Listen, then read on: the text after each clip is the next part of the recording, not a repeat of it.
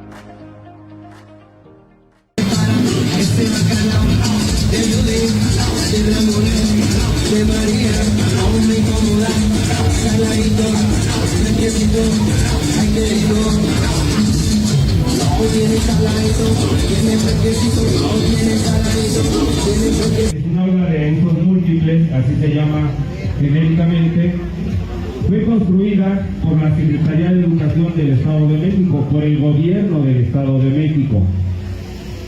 Invitamos para esta inauguración al secretario de Educación.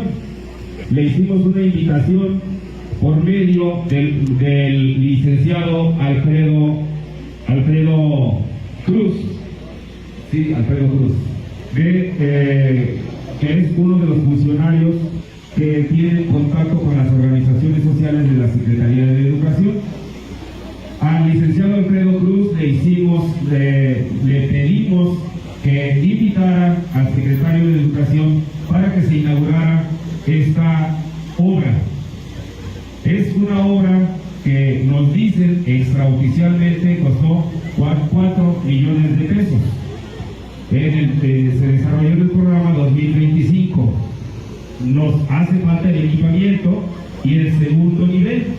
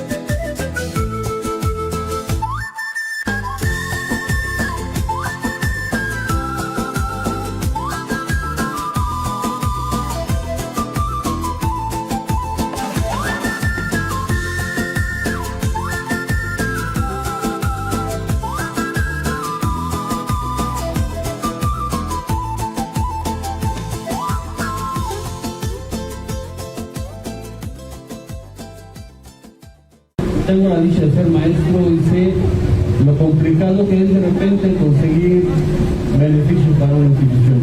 Sin embargo, has dado una vida en tu escuela y la sigues dando y la seguirás dando.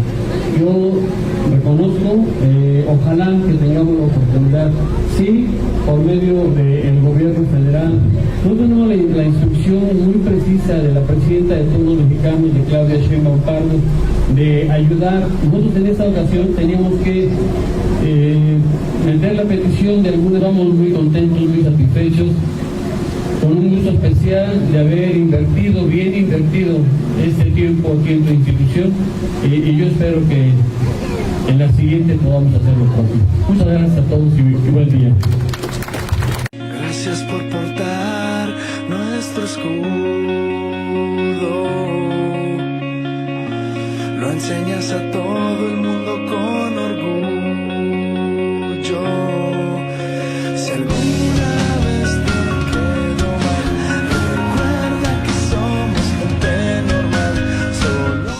Bien, pues como ya lo hemos comentado, hoy nos complace estar acompañados del doctor Eugenio Eliseo Santa Cruz de León, quien es académico, doctor e investigador mexicano, reconocido principalmente por su destacada labor en la Universidad Autónoma Chapingo. Compañero, ¿cómo estás? Qué gusto, bienvenido. Hola, ¿qué tal? Muy buenas tardes. Es un gusto estar con ustedes. Pues te damos la bienvenida, doctor Eugenio Santa Cruz. Yo tengo el honor de conocerlo desde hace muchos años, somos colegas.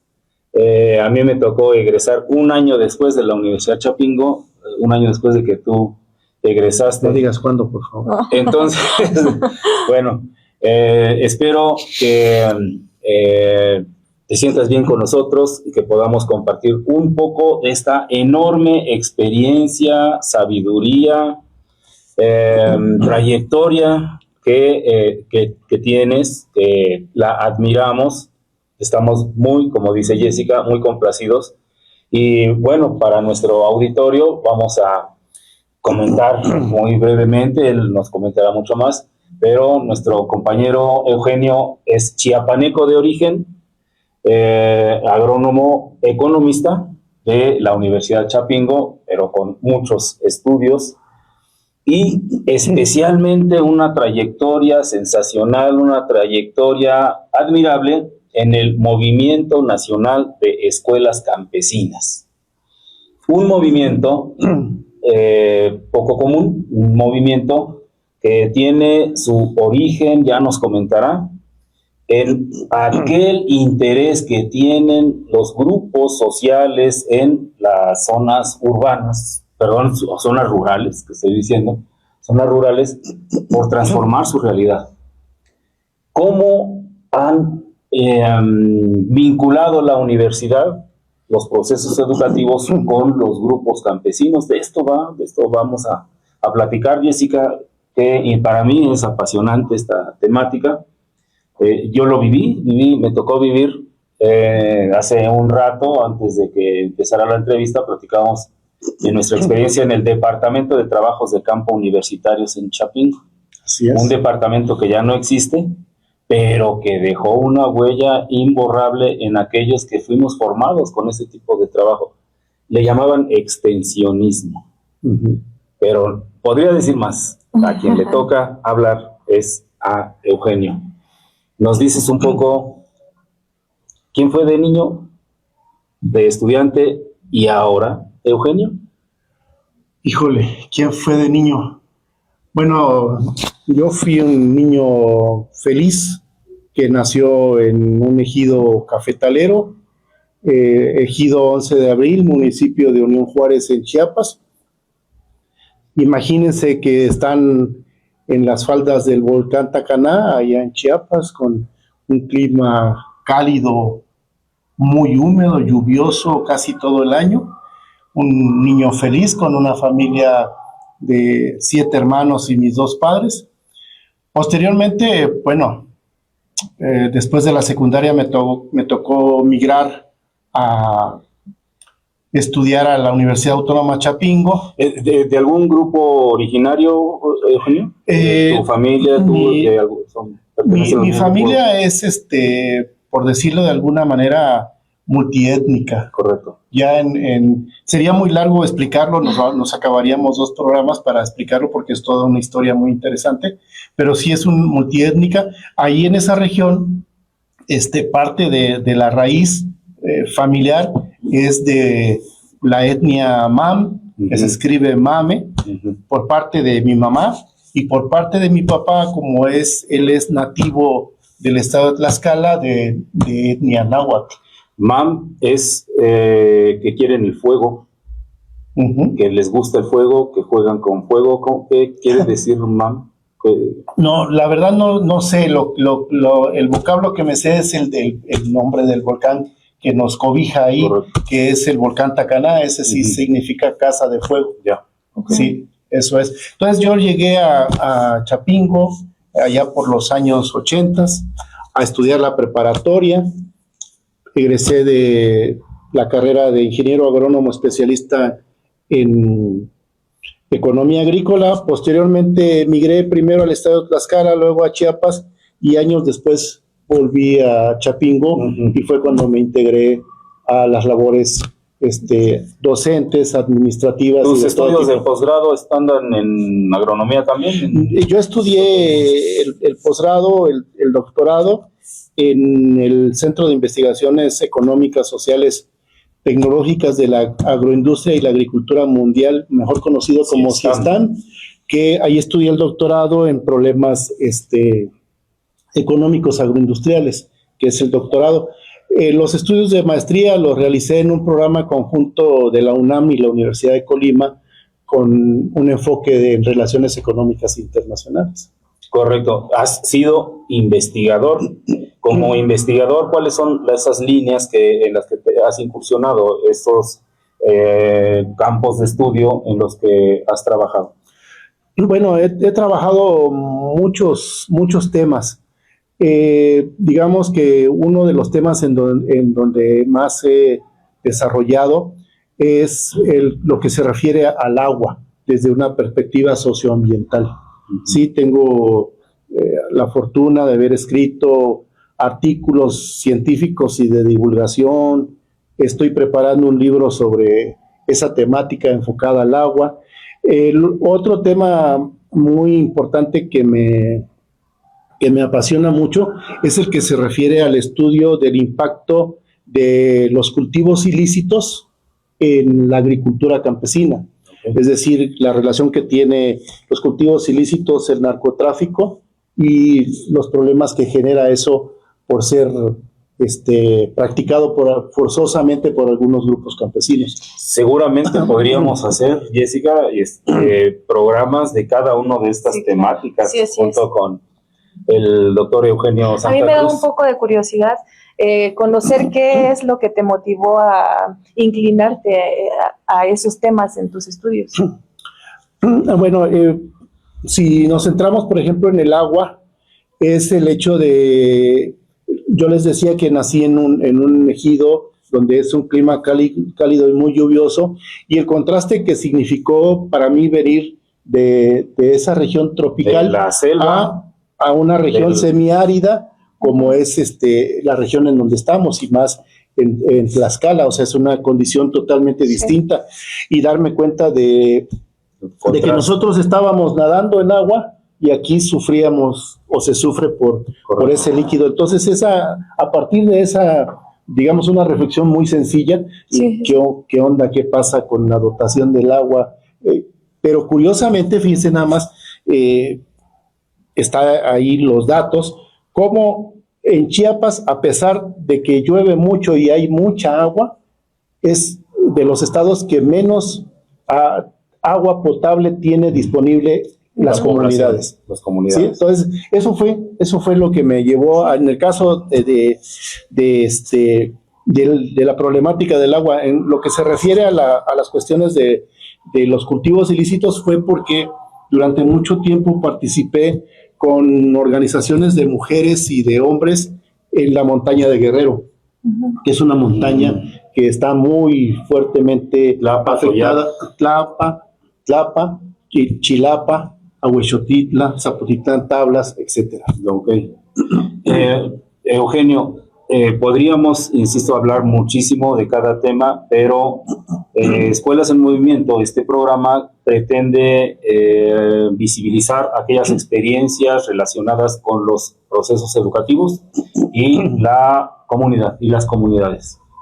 Cómo las escuelas, cómo los procesos o proyectos educativos pueden impactar en la transformación social, y nos interesa muchísimo en esta ocasión, ojalá que te tengamos aquí muchas veces, el Movimiento Nacional de Escuelas Campesinas. ¿Qué son las escuelas campesinas, a bote pronto? Bien, las escuelas campesinas, digamos que son un modelo educativo, un modelo de innovación educativa que tiene en su centro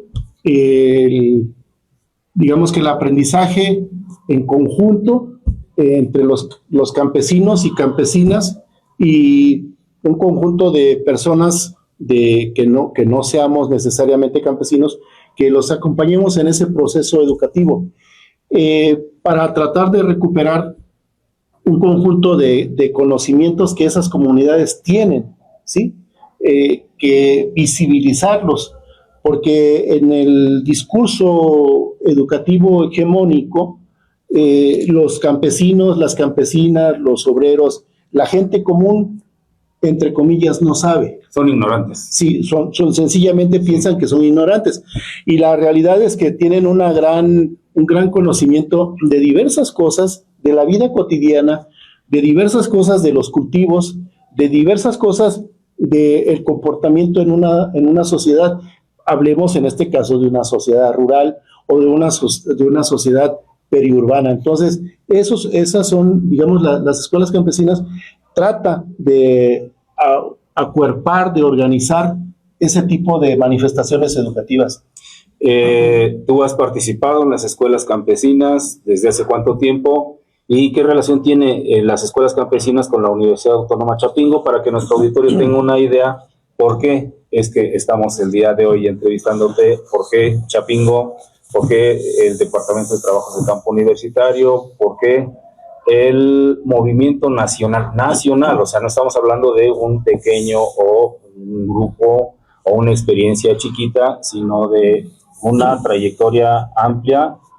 Estamos hablando de varios académicos que se han vinculado con este planteamiento, con estas propuestas, y que obviamente han articulado los procesos universitarios, particularmente del trabajo de campo, de investigación, extensionismo, si queremos llamarle así, con la problemática rural, con las problemáticas de grupos campesinos. Bueno, el modelo educativo denominado Escuelas Campesinas está cumpliendo 25 años. Correcto. Pero ahorita les explico sus antecedentes. Está cumpliendo 25 años de haber impulsado principalmente nuestro coordinador, el doctor Bernardino Mata García. A quien conocemos y fue mi maestro. Y, qué bien, fíjate. Y también el maestro Cinesio López Méndez, digamos que son dos puntales de este proyecto de escuelas campesinas, que tiene, este es un libro que habla se presentó, me parece, historia. La semana pasada. Sí, se presentó ahora en Chapingo en un festival de este libro que narra a distintas voces todas las experiencias que hay alrededor de las escuelas campesinas. Tiene 25 años ese modelo con ese nombre, pero obviamente tiene una gran, como los árboles, ¿sí? Como los árboles, raíces, tiene en el subsuelo de la historia una gran cantidad de raíces, y una de sus raíces más importantes, más principales, es el Departamento de Trabajos de Campo Universitarios, que es un departamento que existía en la Universidad Autónoma de Chapingo, lástima que lo desaparecieron. Era un departamento en el que los estudiantes de los distintos grados de la universidad salíamos al campo a vincularnos con la realidad productiva particularmente de comunidades rurales marginadas. Por ejemplo, yo tuve la oportunidad de salir durante mucho tiempo al Valle del Mezquital, que tan solo de mencionarlo, muchos tienen una imagen de la situación de pobreza y de limitaciones que tiene esa región. Después participé en la Sierra Norte de Puebla en un movimiento campesino que se llama, la comunidad se llama La Caldera, municipio de Iztacamacitlán en Puebla. Entonces, tiene esa raíz en el Departamento de Trabajos de Campo que tiene varios fundamentos, pero yo quisiera nada más señalar el fundamento del pensamiento pedagógico freiriano, ¿sí? Pensamiento pedagógico freiriano, Eugenio, necesitamos hacer una pausa. ¿Te parece bien si regresando nos comentas cómo el pensamiento freiriano tiene su aplicación en los grupos en donde ustedes han implementado, promovido o han generado escuelas campesinas? Claro que sí. Regresando de la pausa. Sí. Vamos a una pausa.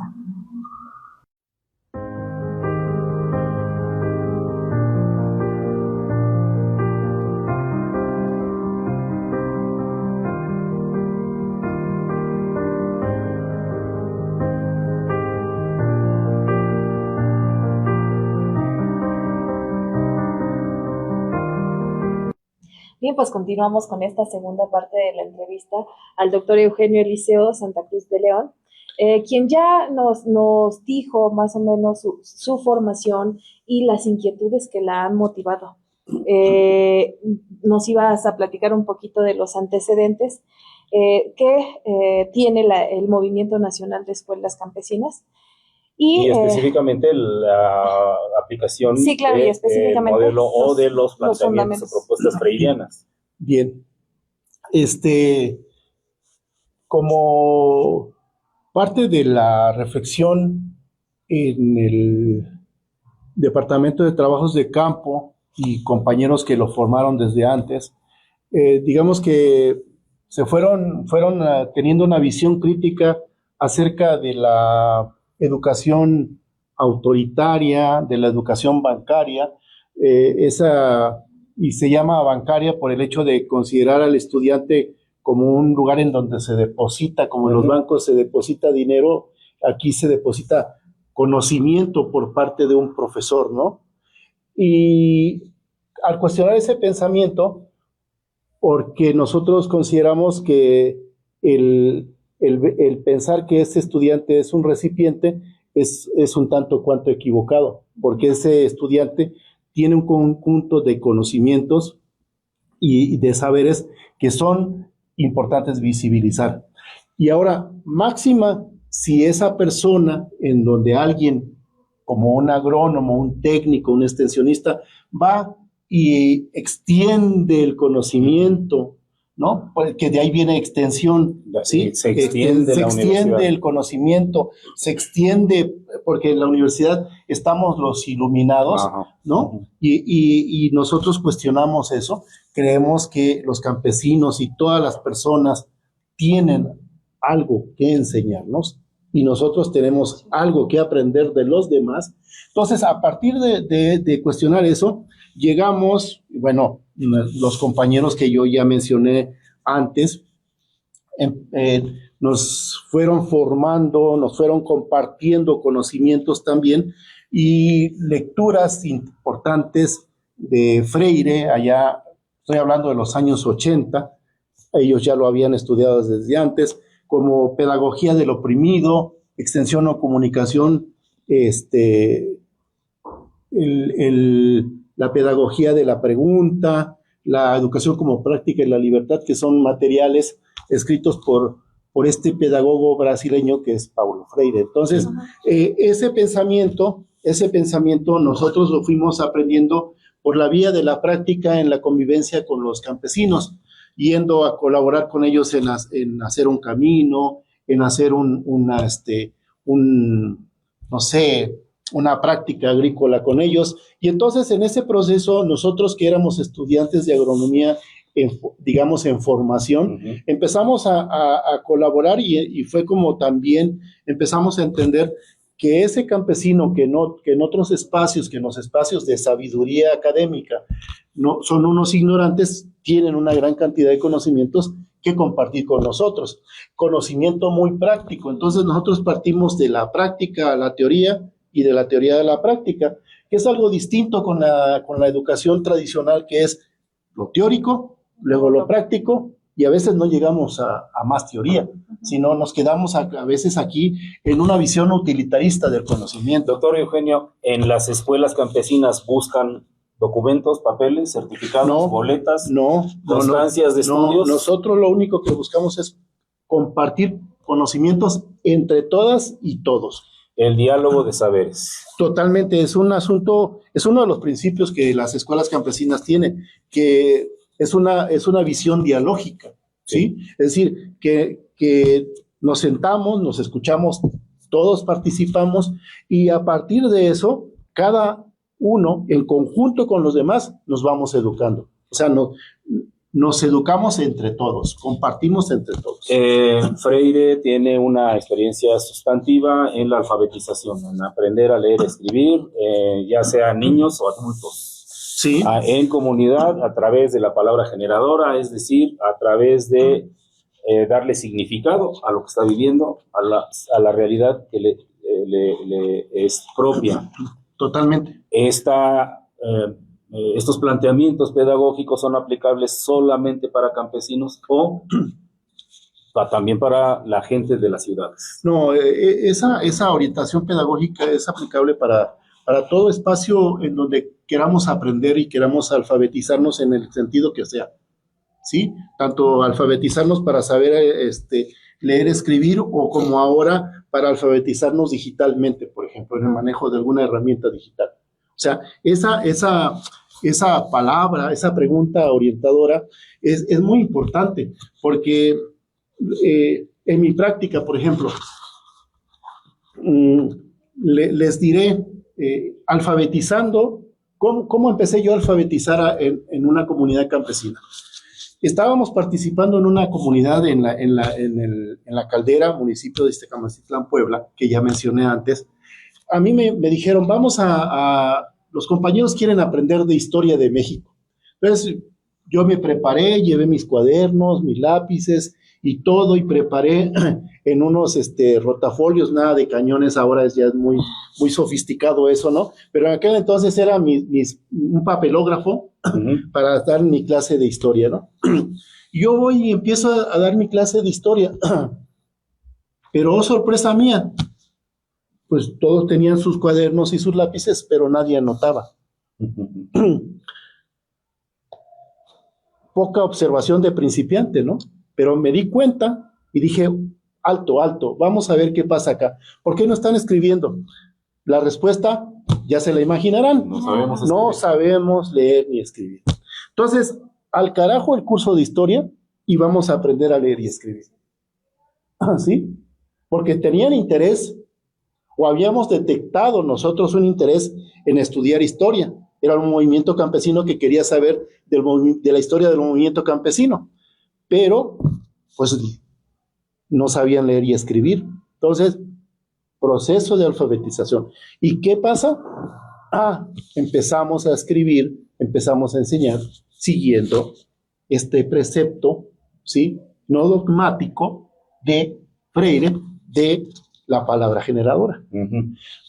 Y a mí me cayó el 20 porque cuando yo estudié la primaria, se han de acordar los que son más jóvenes, a lo mejor no se acuerdan de eso, pero a mí me enseñaron en la primaria, el metro recorre 100 kilómetros de tal estación a tal estación. Y yo vivía en una comunidad campesina allá cafetalera, que nunca en mi vida había visto el metro, no sabía ni qué era el metro. Entonces, era alejado de mi realidad. Entonces, la pedagogía en freiriana de la palabra generadora, ¿sí? Busca que a partir de tu entorno más inmediato, tú empieces a aprender, ¿sí? Maíz, troje, ¿sí? Camino de herradura, etcétera, etcétera, caballo, conejo, las palabras que se usan tradicionalmente en una comunidad rural. Entonces, eso es distinto. Eugenio, ¿cuántas personas aprendieron a leer y escribir en aquella primera experiencia que nos estás narrando? Eran bastantitas. Debo decir que no logré que fueran todos, que fueran todos, porque era un grupo bastante heterogéneo, eran personas que tenían 18, 19 años que no sabían todavía leer y escribir, y había gente bastante adulta, 60, 70 años. Entonces, pero digamos que empezaron cuando menos a que viendo podían escribir alguna palabra, aunque no hayan aprendido a leer y escribir. Yo debo de ser honesto, no lo logré 100%, sería muy deshonesto en mi parte decirlo, Las ¿no? personas que aprenden a leer y escribir tienen comportamientos diferentes, son distintas en tu experiencia. Sí, un poco, Okay. un poco. Sí, entonces fue cuando en algún momento ellos empezaron a demandarnos que lleváramos libros para que empezaran a leer otros materiales, ¿no? Distintos a los libros que tenían tradicionalmente de la primaria y la secundaria, que ahí en esa comunidad había una telesecundaria. Entonces, sí tiene un comportamiento, digamos, distinto, ¿sí? Empieza a demandar, digamos, conocimientos de otro tipo, no más conocimientos, sino conocimientos de otro tipo. Se empieza a hacer otro tipo de preguntas. Ok, ¿tienes idea si alguna otra universidad, algunos académicos de alguna otra institución que no sea Chapingo, hacen esfuerzos semejantes? ¿Tienen esfuerzos, me refiero a vínculos comunitarios para la formación de campesinos, para la formación de personas, de grupos en el proceso de resolución de problemas? Sí, actualmente hay otras universidades que están haciendo y construyendo sus propias experiencias y confluyen con nosotros en algún momento.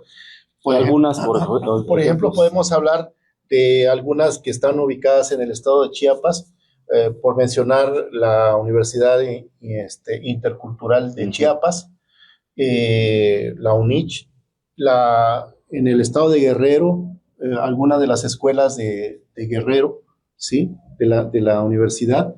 En Puebla también han estado empezando. Y ahora, a partir de algunas actividades que hemos estado desarrollando, empieza a surgir el interés en las universidades de Bienestar Benito Juárez. Wow. Maestro, a mí me causa mucha incertidumbre en este primer acercamiento que tiene de alfabetización. ¿Qué pasaba entonces con las lenguas indígenas originarias? ¿Se les seguía dando el mismo peso o por este proceso de alfabetización se perdía el interés? Bueno, en las comunidades en donde yo participé, que son, digamos, la de el Valle del Mezquital, y en la de la Sierra Norte de Puebla, tenemos dos situaciones. Aquí en el Mezquital, las campesinas y los campesinos hablaban su lengua, hablaban otomí. Ñañú, sí, más correctamente ñañú. Y en el caso de la Sierra Norte de Puebla ya eran campesinos totalmente que no hablaban ninguna lengua, pese a que estuvieran en alguna región de influencia de lengua náhuatl. Pero en la que yo desarrollé estas actividades de alfabetización, ya no hablaban si es que lo hablaron en algún momento, ese idioma materno, y ya prácticamente todos estaban castellanizados, ¿no? Entonces, y de por sí, en esa época que uno se reivindicara como indígena, era toda una osadía. Sí, toda una osadía, no debías de hacerlo porque te arriesgabas a ser discriminado. Sí, bueno, y ahora a los 25 años de este movimiento se les da importancia. Me parece que con lo que yo estoy escuchando hay un reconocimiento de saberes porque las demás personas, los campesinos, cualquier persona sabe, ¿no?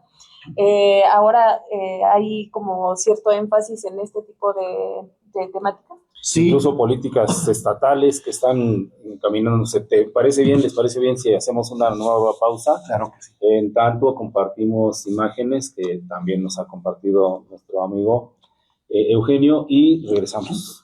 Vamos a ver.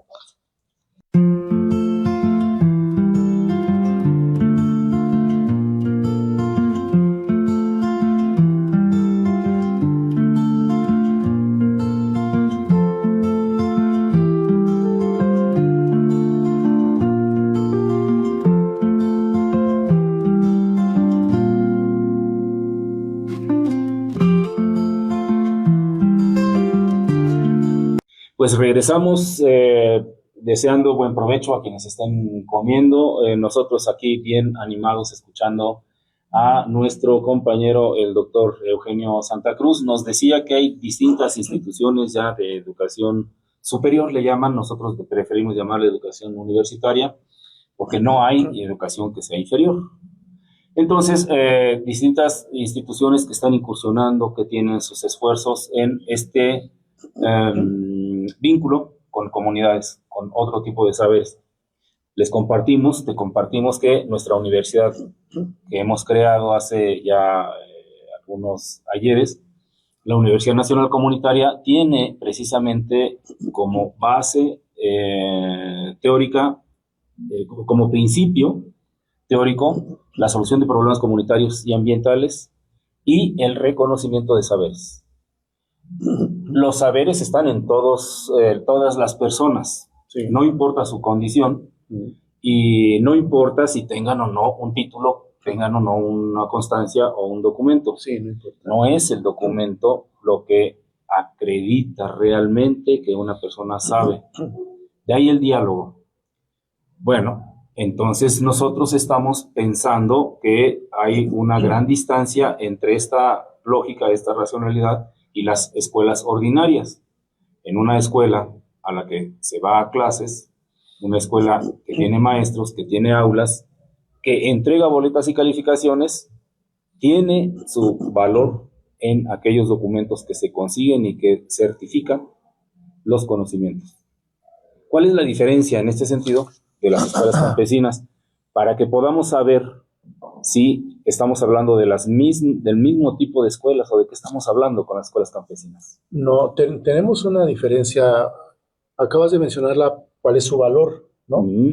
Y aquí el valor central es cómo transforma nuestra vida, cómo transforma nuestra realidad social. Entonces, no es cuánto más sé yo que otro, qué número me clasifica, si tengo 9 o 8, no. Cómo yo, a partir de la reflexión crítica de mi realidad social, la transformo. Otra diferencia es que las escuelas a donde van por una calificación, por una boleta, por un título, tienen espacios llamadas aulas, que son espacios cerrados, y las escuelas campesinas son espacios abiertos al diálogo, a la compartición, abiertos a escucharnos todas y todos, ¿sí? Entonces, esa es otra diferencia muy importante. Claro. De tal forma que ahí donde se junten un conjunto de mujeres campesinas o obreras, un conjunto de niños campesinos o niñas campesinas, bajo un árbol, a la orilla de un río, a la orilla de un camino, tratando de aprender y explicarse y transformar su realidad, ahí hay una escuela campesina.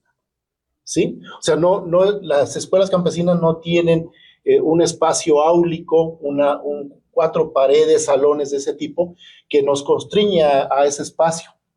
Hace rato hablaba yo de la práctica, teoría, práctica, y en el espacio así del aula es poco práctico tener conocimiento práctico. Eugenio, tenemos que llegar necesariamente a un cuestionamiento.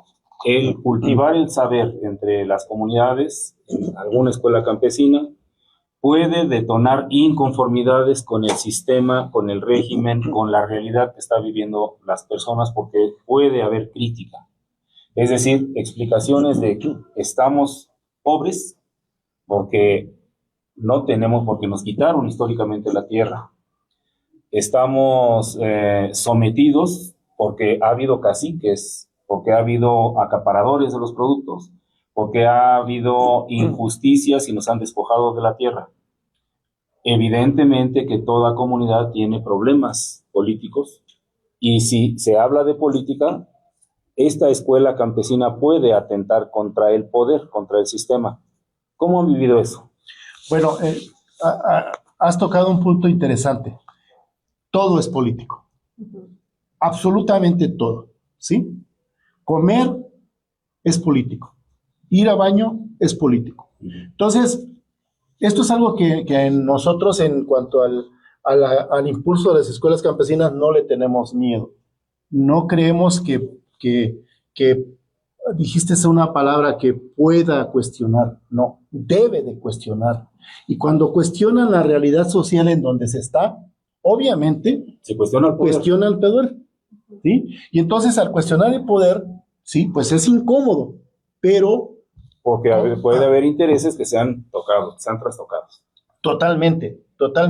Pero aquí, en esta visión, es la política, ¿sí?, como búsqueda del bien común, ¿sí? Es decir, por eso nosotros pensamos que todo es político.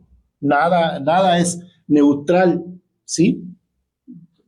Por ahí se conoce la frase esa de que si eres neutral estás con el que domina, con el hegemón, con el hegemonista.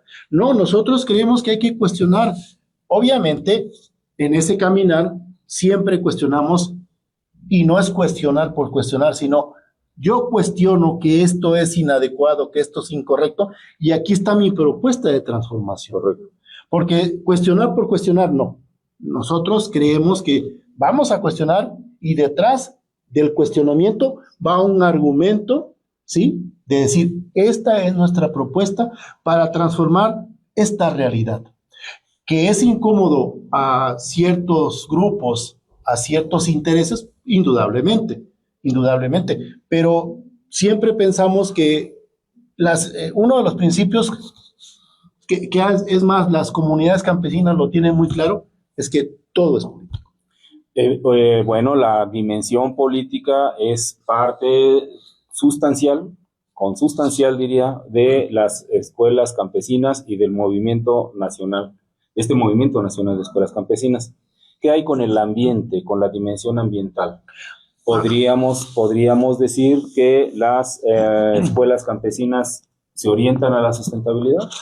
Sí, con una visión crítica, pero uno de sus principios rectores, digamos, en su orientaciones, está ese tema de la sustentabilidad o sostenibilidad. Es decir, el que nosotros nos ubiquemos en principio, como se ubican la mayoría, si no es que todos los pueblos originarios, de que ellos no se consideran el centro del mundo, sino que formamos parte de esa red de vida, ¿sí? De este planeta vivo. Entonces, al hacer eso, uno puede, por ejemplo, está el Tata Romualdo, así le decimos nosotros a este compañero que está en el Totonacapan, y tiene una visión espiritual y una visión de lo que significa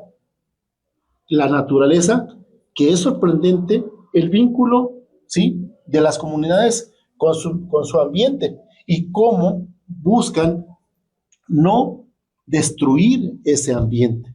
Entonces, ahora digamos que está el discurso de la sustentabilidad o de la sostenibilidad, pero muchos de los pueblos campesinos, ¿sí?, una de sus, digamos, partes de sus matrices culturales está en eso, en que ellos tienen un conjunto de bienes y que buscan, en la medida de lo posible, destruir lo menos que se pueda hacer. La otra pregunta, en los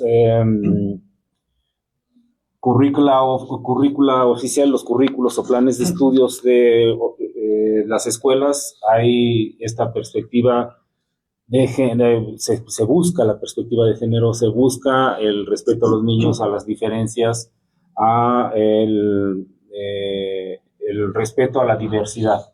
¿Cómo ve la escuela campesina todos estos preceptos? ¿Los practica, los pone en marcha o está al margen de todo ello? Digamos que este discurso, por llamarle de alguna manera, discurso de género y de la diversidad, es un discurso relativamente reciente. Sí. En las escuelas campesinas y en el devenir de los fundamentos que yo ya les mencionaba hace mucho tiempo, la participación de mujeres y hombres era indistinta, ¿sí? La compañera campesina, el compañero campesino iban agarrados de la mano para ir a protestar, para luchar, para que su familia tuviera que comer, ¿sí? No había una distinción entre tú eres mujer, no participas, tú eres mujer, te quedas allá guardada. No. Eso es por un lado, pero además también es pensar en las niñeces y en las juventudes, ¿sí? Entonces, digamos que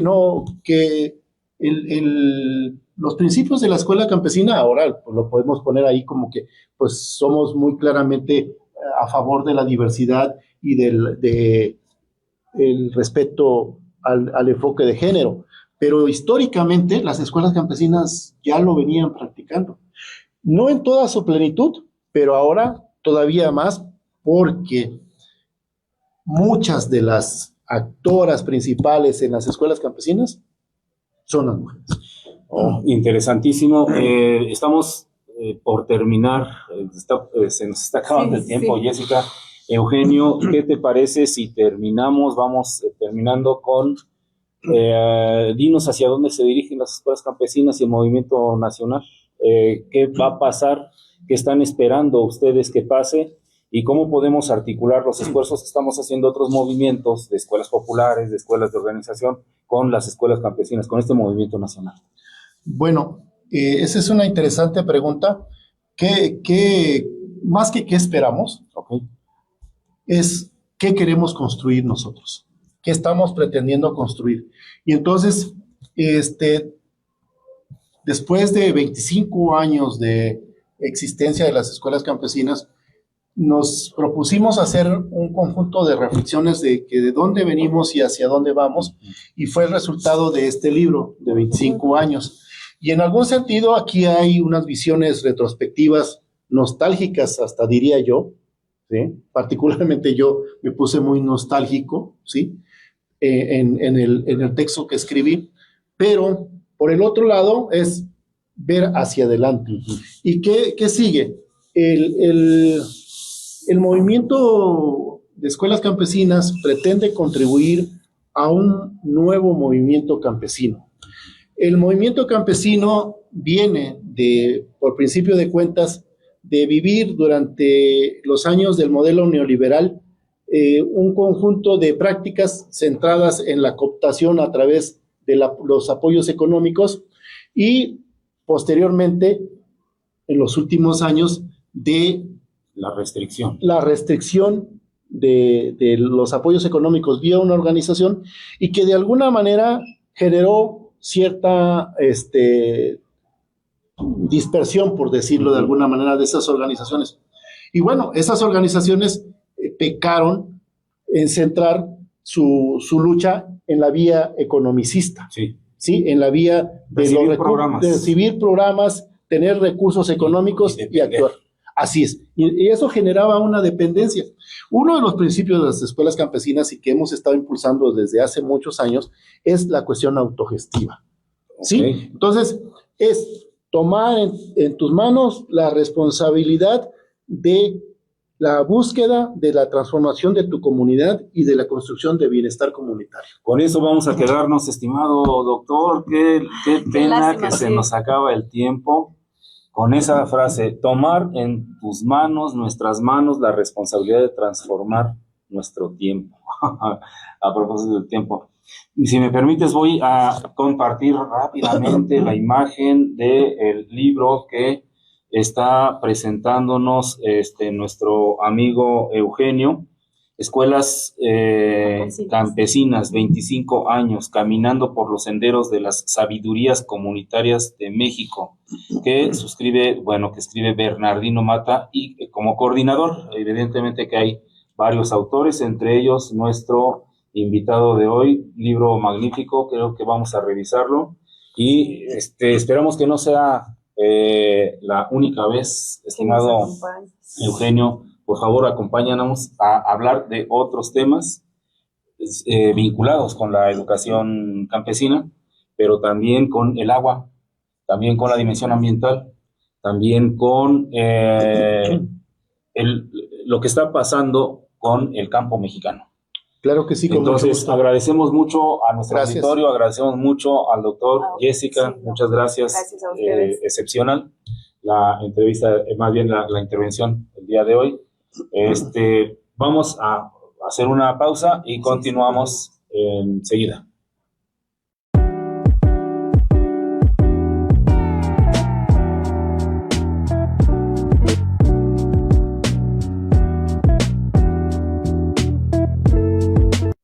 Óscar, pues es una lástima que pues el tiempo se nos haya terminado y el compañero pues no pudiera continuar pues dándonos o relatándonos. Vamos a sus esperemos experiencias.